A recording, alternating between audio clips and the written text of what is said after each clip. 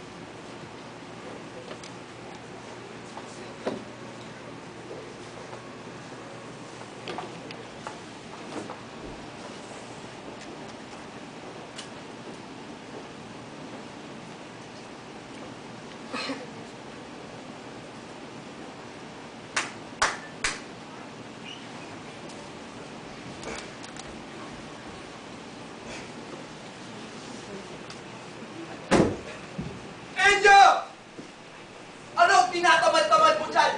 Guardia Civil! Bogboge! Bogbo! Bogbo! Itay! Tama mo! Huwag niyo naman nasaktan! Itay!